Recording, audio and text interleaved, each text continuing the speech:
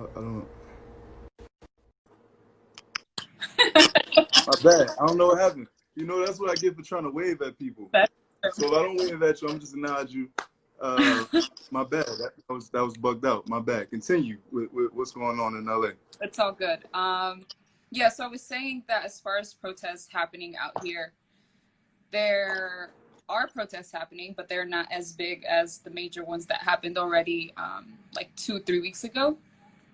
I think people are still being active as far as like raising awareness, and I think the most that people are doing is like doing it through social media by like spreading what people can do.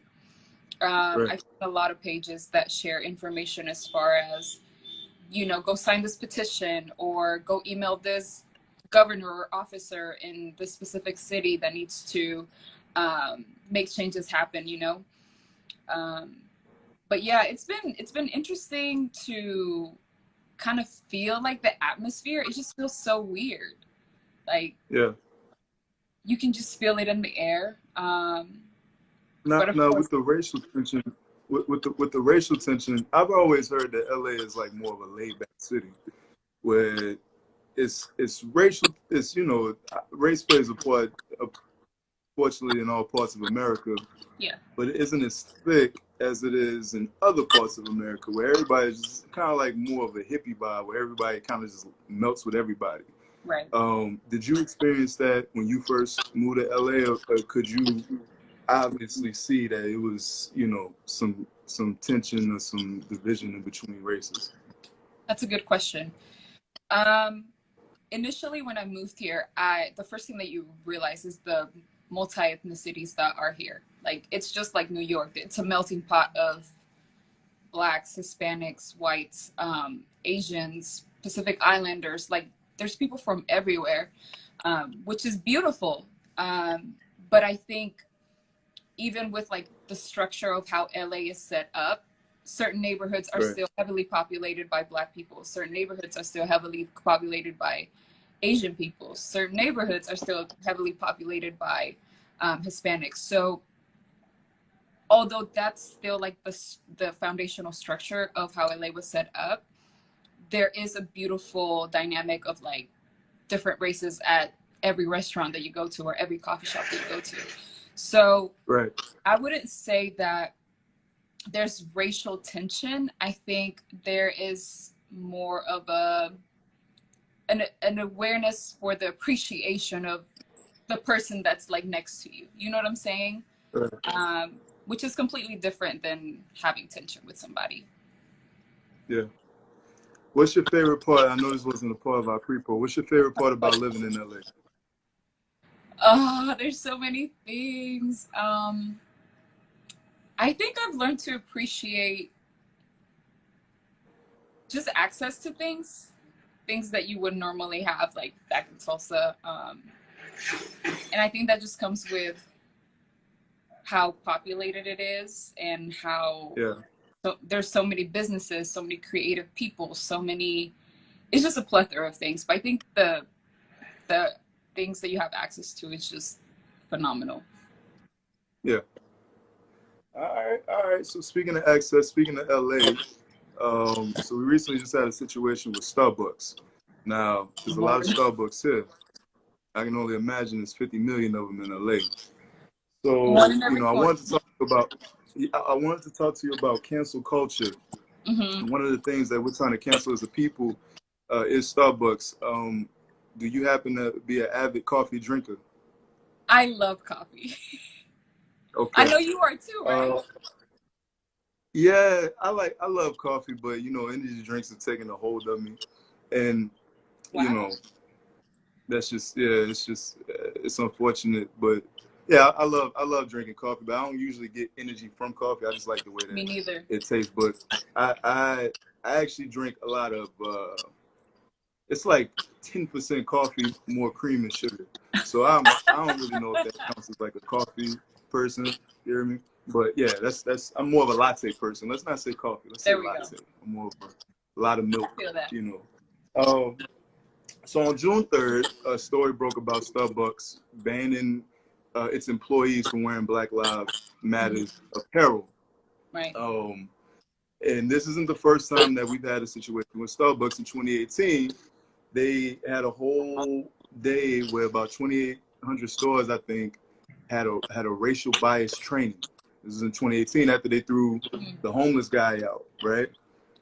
So, you know, we was kind of canceling things back then, but it wasn't as prominent as it is today. Right. So, you know, this year they had the situation earlier in June where, you know, they say you can't wear Black Lives Matter apparel because it incites divisiveness. That was one of their quotes. Now, only 24 hours later, to turn around and say, "Oh, well, actually, no, we for Black Lives Matter. As a matter of fact, we're gonna supply 250,000 T-shirts for our employees that do want to represent Black Lives Matter." But of course, with the current climate, that didn't go over with people too well. It was almost more insulting that you made the mistake and then tried to reverse the mistake like we were stupid. How is Starbucks really canceled? Let me ask you that. It's in our heart of hearts, as much as, you know, we love coffee as a general, is Starbucks really canceled? And if so, for how long do you think? For how long? So there's conditions, huh? There's always conditions, unfortunately. There's always conditions. So for me, this is how I look at it. I wouldn't necessarily say that Starbucks is canceled. What I will say is this. I am watching where my money goes. Okay. Like, I think with incidents, because Starbucks wasn't the only company that, you know, experienced scrutiny like this. Absolutely. Absolutely. So I think people are being more aware of the type of companies that they support. And I think that's a beautiful thing. I think we needed to be aware in the first place. Like, we shouldn't just be spending money because it's cheap or because it's convenient. Although that does affect our decisions, but I think we need to make smarter decisions with the money that we do have. So for me, it's not necessarily that I'm canceling Starbucks, although I have not bought anything ever since from them. Yeah, you got to clarify that. Gotta clarify that. Listen, but it has broadened my horizons to look at local shops or look at people that are actually contributing to things that I value as well as a customer. So I think even with other people that are like saying, oh, it's canceled or whatever. Okay, if it's canceled, then like, I feel like you should look at the other companies that you shop at as well, because most likely they're going to be guilty of something. So it's just a matter of like being aware and making smart decisions with your money. Yeah, for me, it's twofold. One, I don't normally go to Starbucks because it's too expensive. So I can't really cancel something that I wasn't really consuming like that anyway. I'm not going to front with you. I'm not going to sit here and be like, well, you know, Starbucks is canceled when I wasn't really buying it in the first place unless somebody was buying it for me. I'm like, Quick Trip Coffee has always done me right. It's $5 cheaper. That's just where I'm at with that. The other thing, like you said, my thing with the Starbucks thing was, how many times does somebody have to show you who they are before you believe them? Right? And so, again, going back to the 2018, it's like Starbucks already kind of showed you what their value was. And I was reading a study earlier in 2016. Majority of their consumer base is white. So they don't have. We may have been like second or third amongst consumers, maybe second. I think it was like third or fourth. They don't have a obligation to serve us because we don't. You know, black people go and get Starbucks to feel fancy. I'm just gonna call that what that is. Like, most black people I know go get Starbucks just because, you know, it feels like, oh man, I'm kind of getting some money out here. And it's like, you know, or they use those rewards to a T. They didn't spend so much money. It's like, oh man, I get it free, and I'm not knocking any of that. But it's like, I'm not shocked that they did what they did, again, going back to 2018. And like you said, it's like, if we cancel them, then we got to cancel a lot of corporations. A lot of major corporations here in America we have not been their customer group and their fan base. And we look for, you know, deals and cut corn. We're not a lot of these guys top consumers. And so they don't have an obligation to speak to us. The only, which backtrack, the only reason they even came back 24 hours later to say, oh, well, we saw, is only because of the media attention that it is now. But just like with other big corporations, just like with the NFL and other things that we tried to cancel, you know, people, like a lot of my dogs was like, oh, I ain't watching NFL no more. To hit me up the next season, like, hey, yo, you trying to come over and watch the game? I was like, I thought we won't watch it, you know?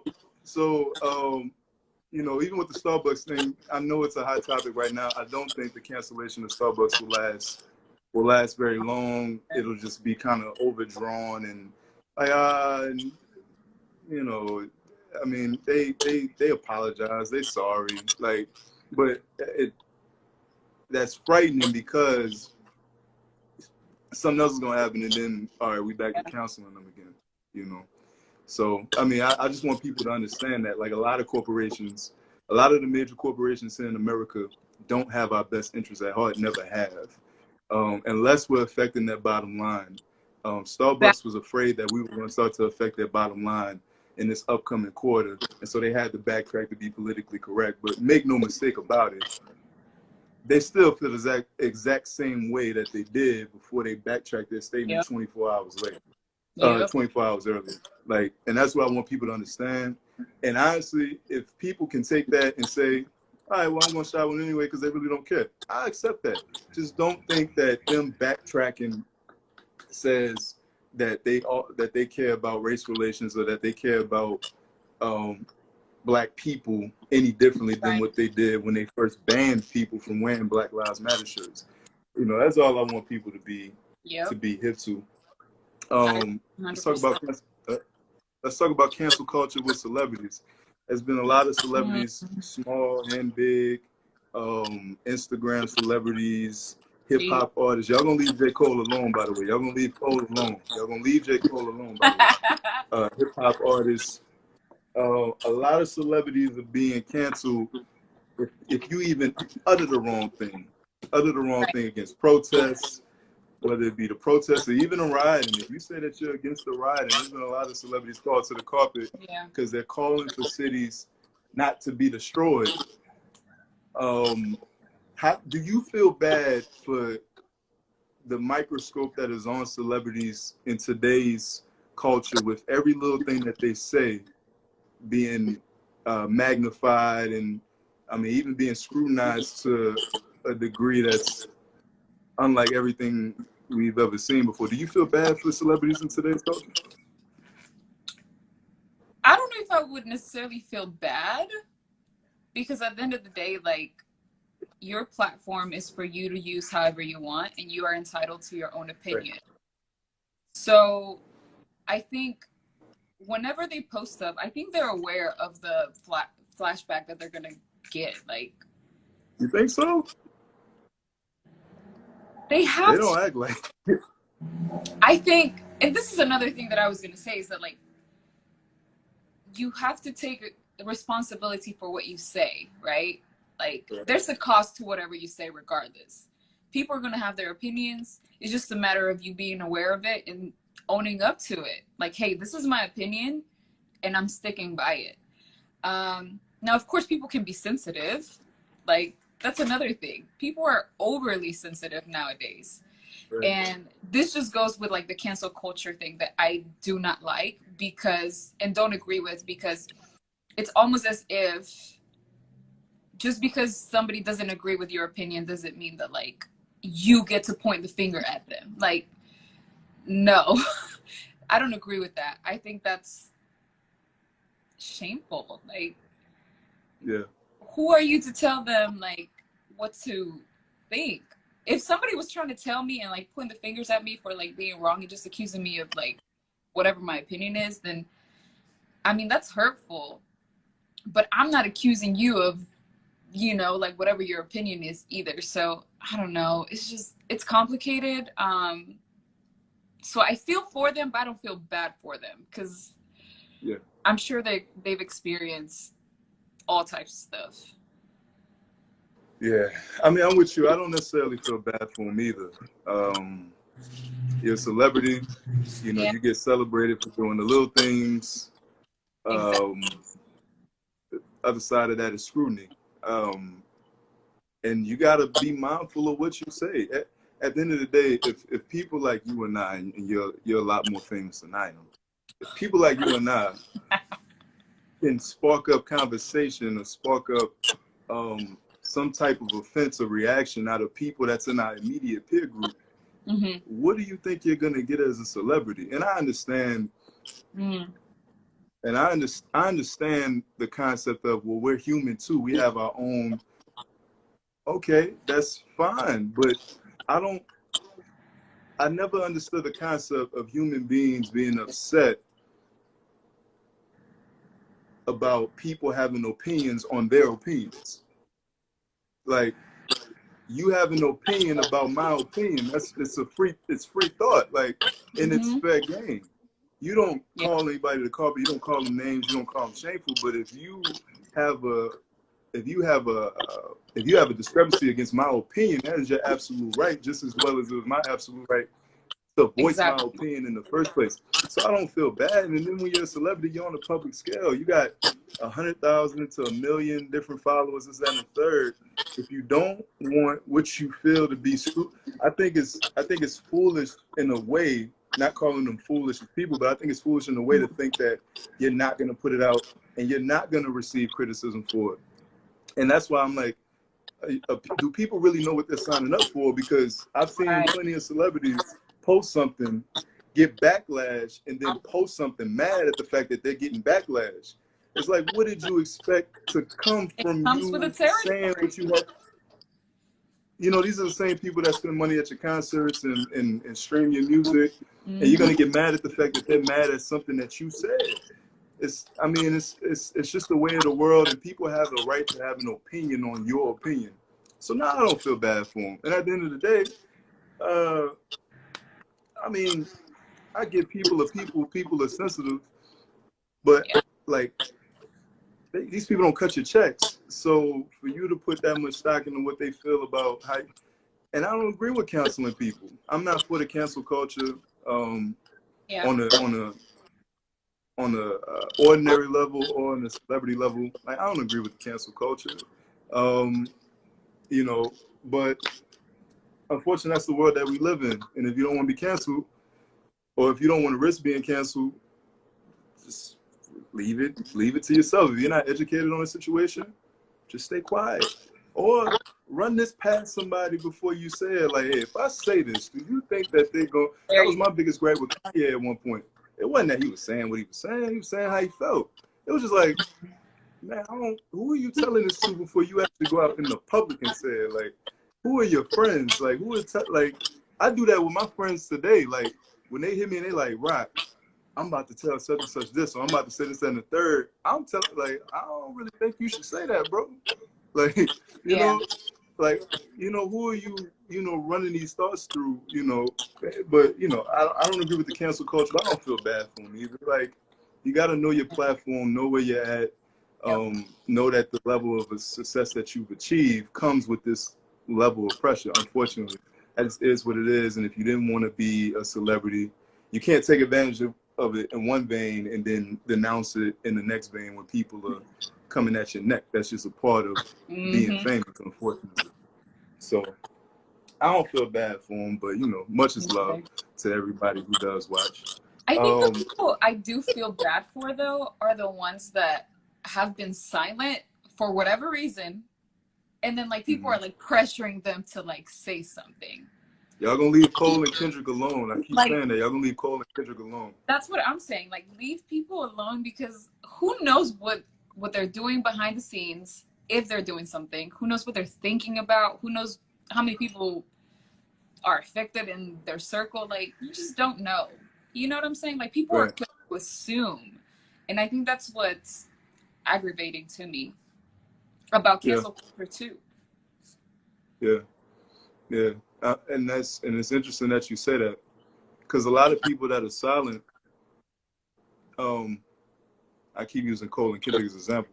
A lot of people are getting flack for being silent when I really started to look into the people that they're coming at, a lot of these people don't have Twitter fingers in the first place. A lot of them aren't active, so you expect them to change based off of where we're at, and that's not fair. Like, if you don't know me for tweeting for everything that happens, right, you can't expect me to just jump out of the window. Like, I'm gonna handle it the way I'm gonna handle it, through my music or being on the front lines. Because you see Kendrick at a protest, you see Cole at a protest. Just because they don't tweet about it, it makes them obsolete. You know, like, we got enough. Like, it's a war is fought on multiple fronts.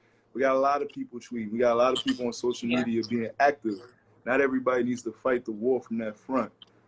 Some people need to be down there in the front, in the trenches. Some people are better on social media. Some people are better behind the camera. So stop judging people for the fact that, you know, they may not say anything. Even with white people, don't judge white people for not saying anything. Like, oh, if your white friend's not saying anything, then you need to check them. I had a couple of white friends text me personally, and say, bro, I'm sorry for this time that you're in. And they ain't posting that in their thing on Facebook. I don't look at them crazy because they didn't post anything on Facebook. right. Maybe they don't want to say the wrong thing so y'all can be down their neck.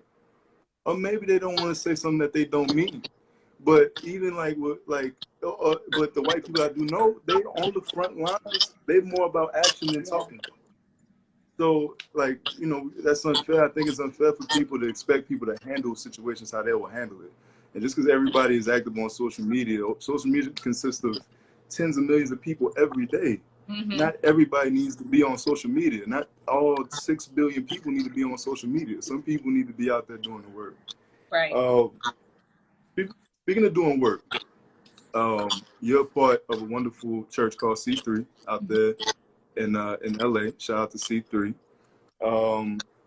You know, and as long as I've known you, you've been active in the church. You've been, we're both believers.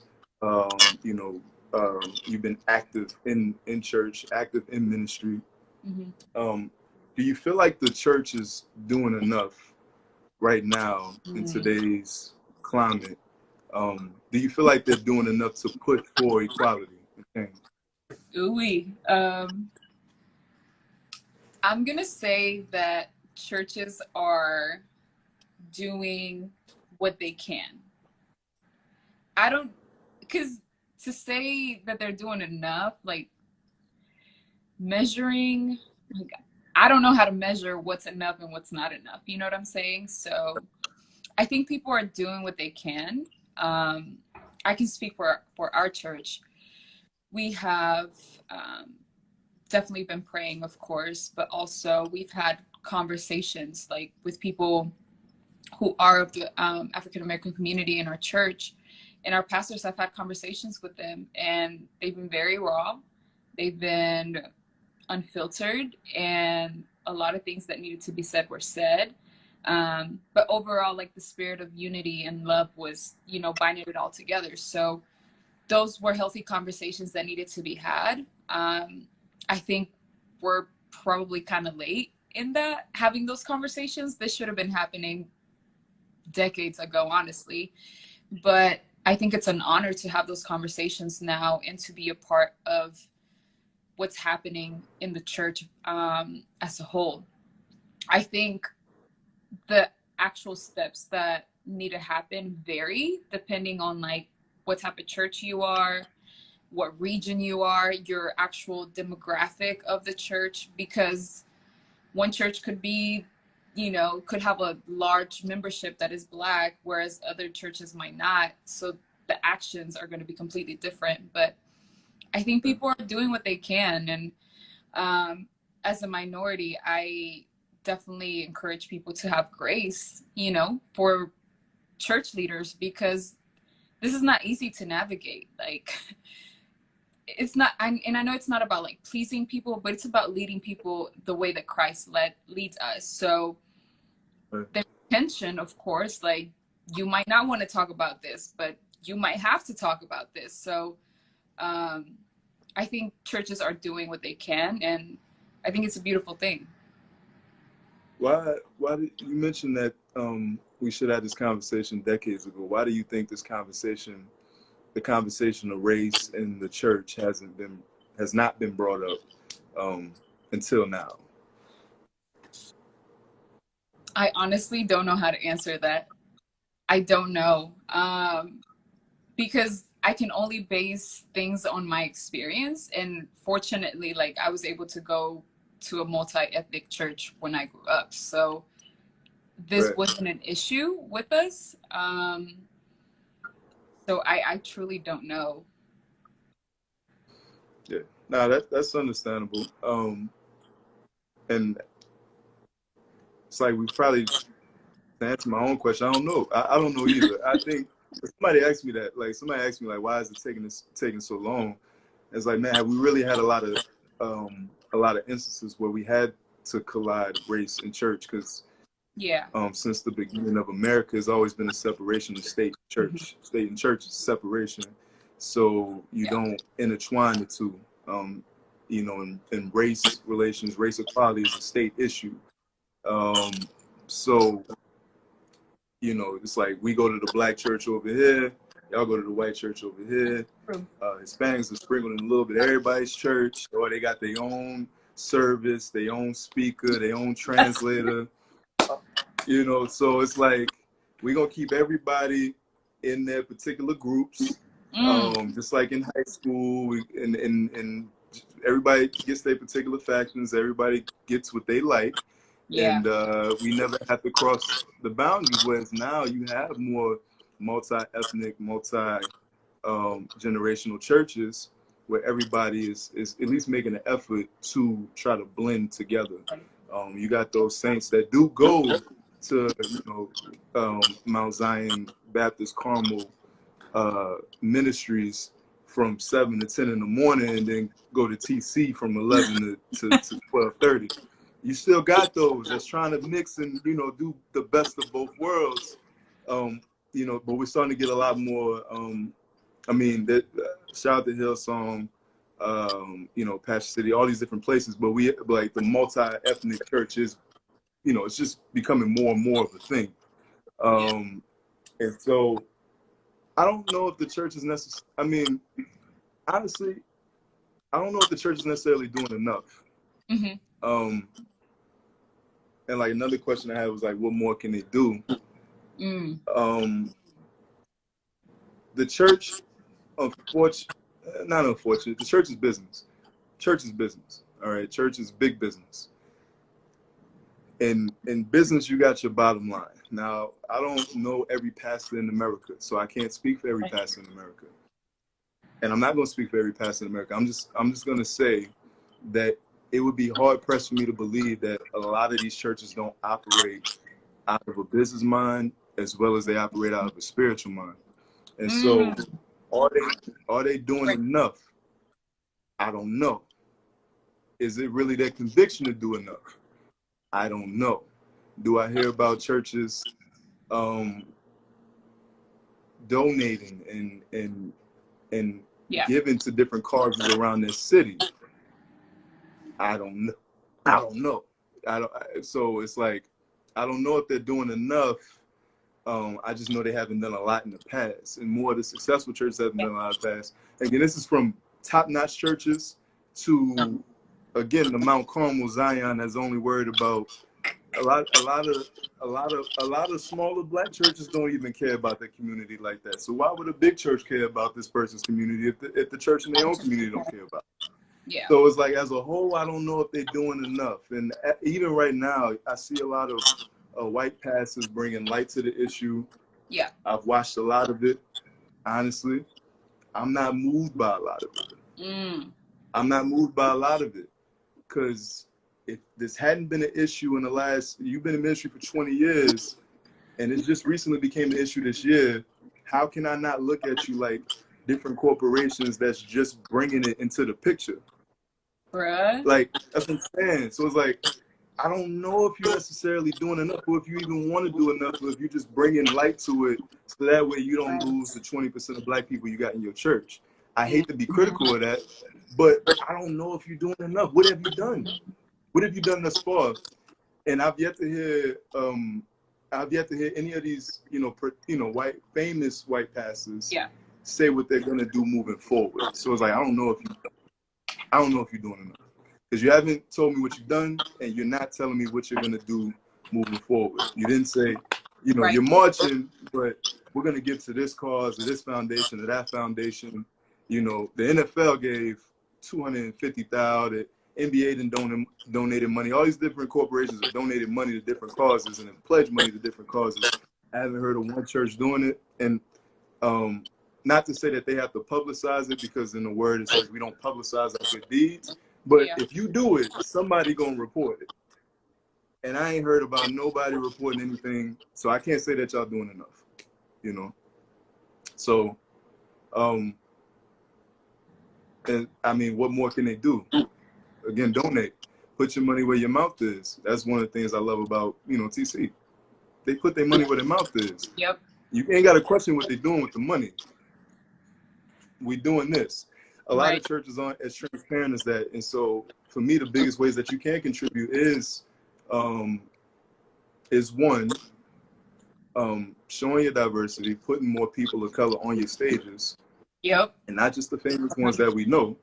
I'm talking about people that's actually in your congregation, or not even congregation, such an old term, in your church.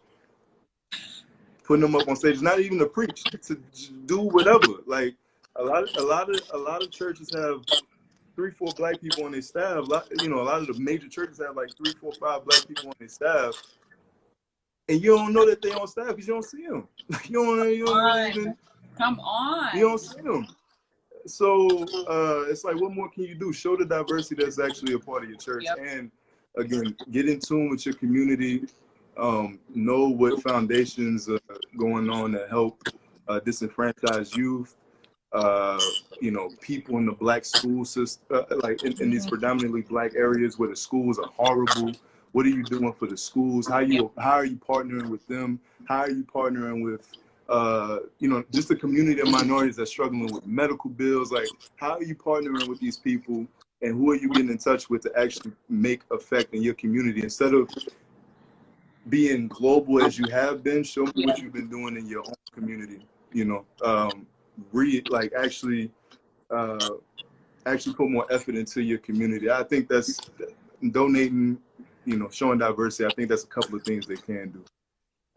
That's really good. I was gonna say that for me, like, the biggest thing is empowering leaders. So I think leadership has a responsibility to empower people that are minority in their church.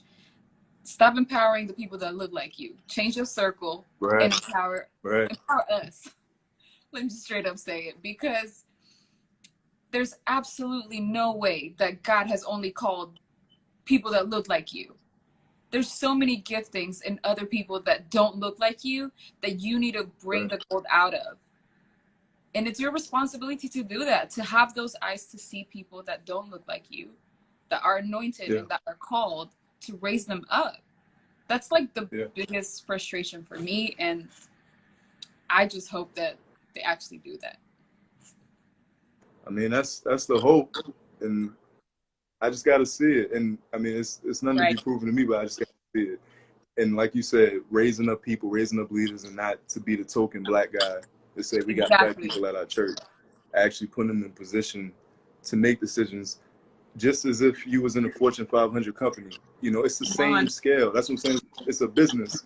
The same way that women are held down. They can't get into certain positions. The same way that black men can't get into certain positions. The same way you look at companies like Amazon and Canon and these different spaces, and you look at and you look at their board of directors, you see maybe one brother in there, and maybe one woman. Maybe. You might, but likelihood is you may not. And we don't look into things like that. We just say we're being marginalized, but we don't actually look in and do the research. And I think a lot of churches do have the tendency to do the same thing.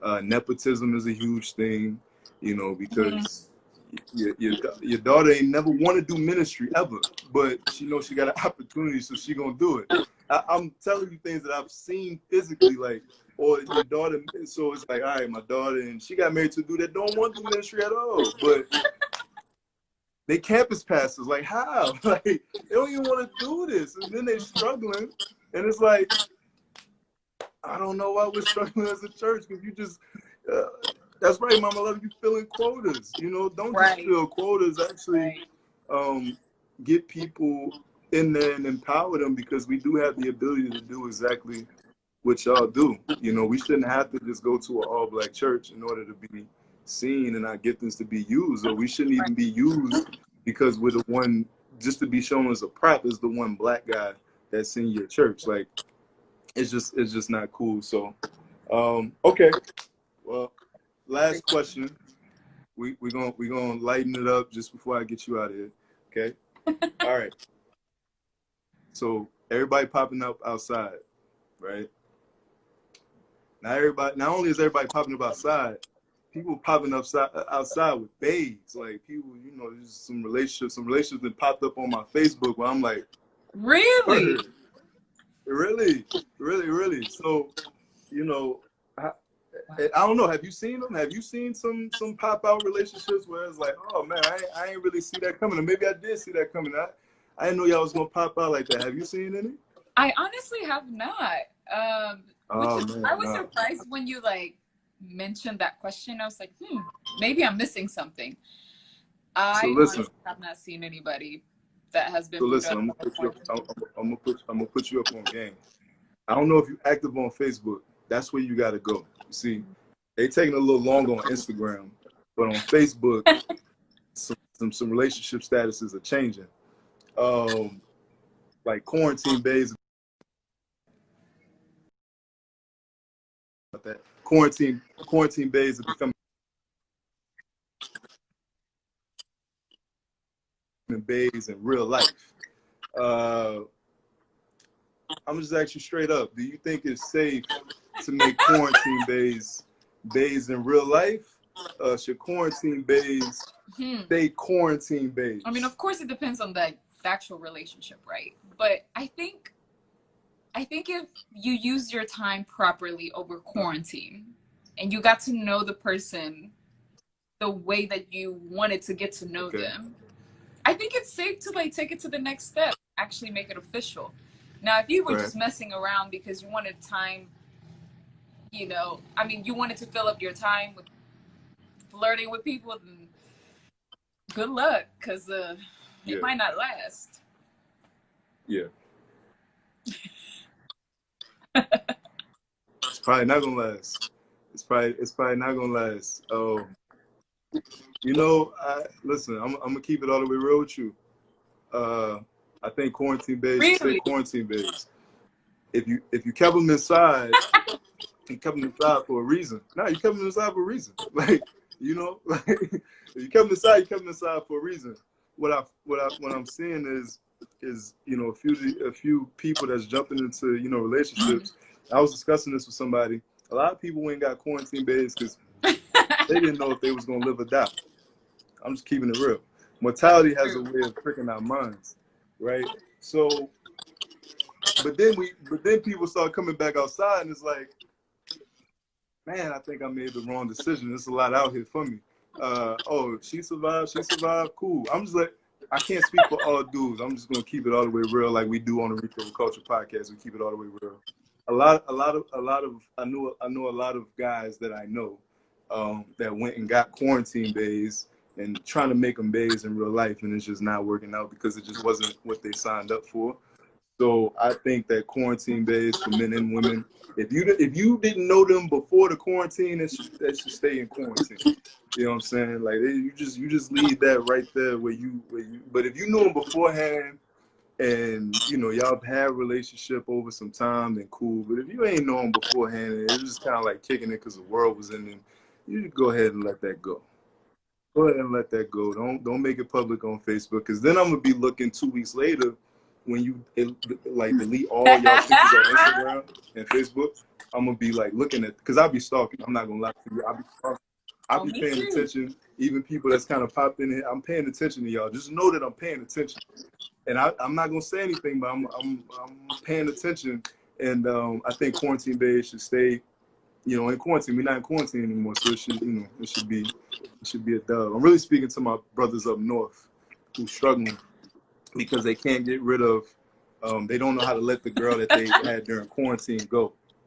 I'm really speaking to them. You know, like I'm speaking to them like, because now they hit. Listen, no lie, I done got a couple of hits on my phone where it's like, King, I don't really like her anymore, right? But she was cool during the quarantine, but now we back outside. I don't really like her anymore. How do I like let her go? And I'm like, I don't know how to tell you let her go, bruh. You know, like, I don't. You shouldn't have. You know, I told you not to do it in the first place. You know what I'm saying? Yeah. That's me. That's me being you have ratchet. some valid points. We get ratchet. I think some people just rush into stuff podcast for no reason, because you're bored, or because, like you said, the fear of dying of COVID. Like, whatever it is, just slow down, man. Like, it's not worth it. It's not worth it. Yeah, man. Yeah, man. I get the world was about to end. I get it, but you're still here, and now you got a problem you don't want. So, and that goes for men and women. You know, that goes for men and women. Women, you done took care of a dude during quarantine. You done did all the cooking and this, that, and the third. And now he with you because he need that PS5 in November. That's your fault. You set the tone. He need that PS5 in November. So, I mean, you know, he gave you the company you was looking for. Let's go ahead and bless the game with my man. Just real quick, how is the dating scene out there in LA? Is it crazy? Is the dating scene crazy out there in LA? Honestly, because I mean, I'm asking. I don't know your relationship status or anything like that. You know, so I don't want we got vultures. I don't really want put you out there for the slaughter. But how is the dating scene out there in honestly, LA? Like, what is that like? It's been very dry, like California is. I know it's crazy. Praying that the Lord rains on me because I am ready. Seriously, it's been pretty surprising. Like, I'm really surprised. Yo. And I think over quarantine, I was just like, okay, is it ever gonna happen? I mean, like, I'm locked inside now, so what are my options here? But I'm still believing and I'm still trusting God. Wait, this wasn't a part of the original. This wasn't a part of the original joint. But I mean, I can't help but ask. Do you think maybe your standards are a little too high? Like are your standards a little up there where guys just aren't meeting you? I don't think so, because it's not about even like standards. Like, I haven't had any guy approach me. How long has it been? It's been a while, Rock. So I don't know. You know what? You know what?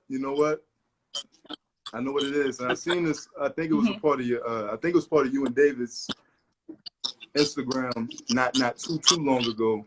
You hitting everybody with that brother word. That's what it is. You hitting everybody with that brother word. Everybody your brother, and so it's like, obviously you got old man out there. Everybody your brother. Ladies, let me tell you something. If you single and you ready to mingle, everybody can't be your brother, right? Because I'm gonna tell you something that God loves. You hit me with the brother word, it's a dub. Like, word, all right. No, and trust me, right. like, ever since I've been more aware of it. Ladies. But that was during COVID, during the quarantine situation. So now that I'm actually out in the real world, like, I'm more aware. I'm like, oh, hey. And I leave it there.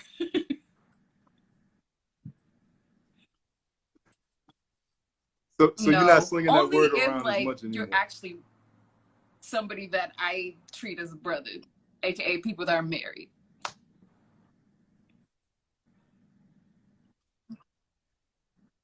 So is this a safe way? You can say this on the Reach Over Culture live for TIMA G. Is this when she hits you with the brother word? Is it pretty much a dub from the jump? Is it friend zone from the jump? Is that the number one key to hearing that? Oh yeah. Why are you putting me in the spotlight when you get hit with the brother word? I think for me, it's been like a safety.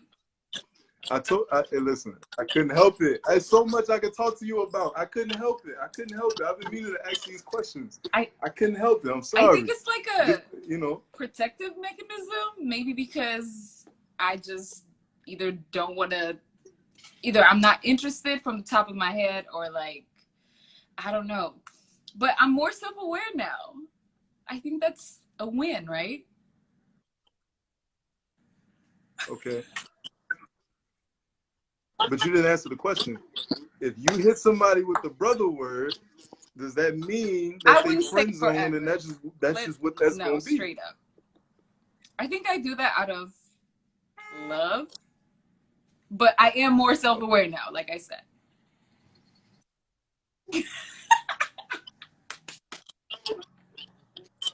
All right, TIMA is single, ready to mingle.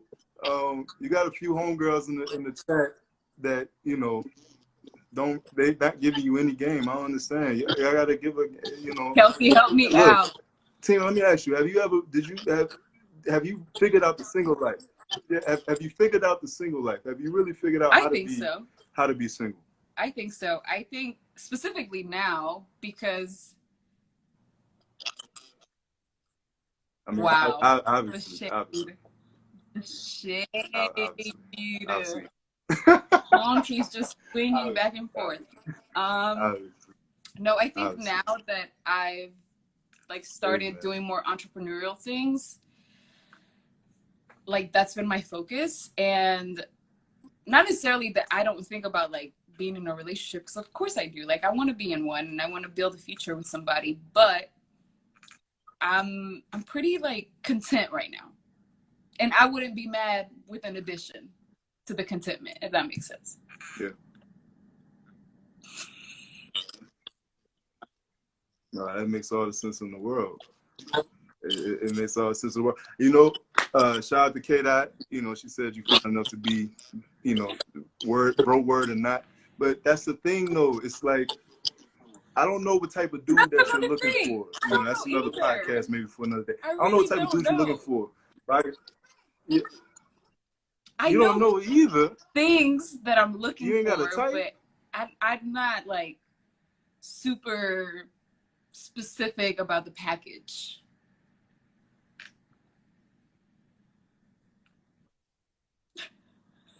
Okay. I mean, that's you know fact. what type You're of right. you like I to do what? like a specific type of guy. You know what type? You know the food that you like. Okay. You know the food that you like. Apparently, the brother word is limiting me already. I'm trying to be more open. You can be open. You can be open and be particular at the same time. That's fine. You can be open and be particular at the same time. Like I'm very particular. I like wings. I'm open to getting wings from everywhere. Like it don't matter. It don't matter what the but you can I like wings, but you know I'm open to getting wings from everywhere. But I like wings. I like what I like. You know, like and my man said rip up your list. Shout out to P Mike. I get rip up your list. I'm still working on that one because you know I ripped up my list at the beginning of the year. Not all that list is bad. Exactly. Like I think the things that I have on my list are valid, which are just characteristics that I know I need to succeed. That's it. Everything else, it's negotiable. We can talk about it.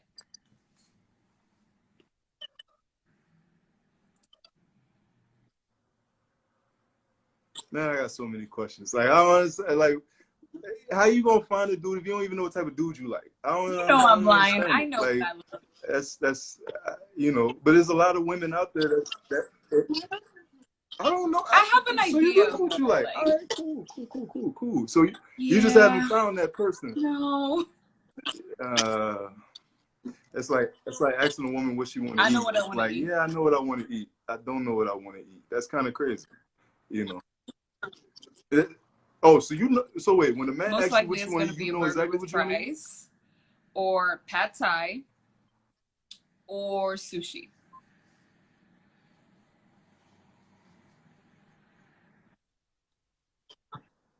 Ladies that's on here, I hope y'all listening. I hope y'all understand the game she just gave y'all. Know what you want. But that's crazy that you know what you want in that area. And listen, I do. TIMA G, I got a lot of love for you. I appreciate you. I won't hold up much more of your time. I thank you so much for even answering the additional questions. We're definitely gonna have a round 2 of this because I got so much other stuff that I want to holler at you about. But I appreciate you so much. I appreciate everybody in the chat for tuning in. I'm gonna make sure I save this live right after. And TIMA G, I appreciate you. I appreciate love you everybody so much. for tuning in. Thank you for having me, and I'll be back. I love you too.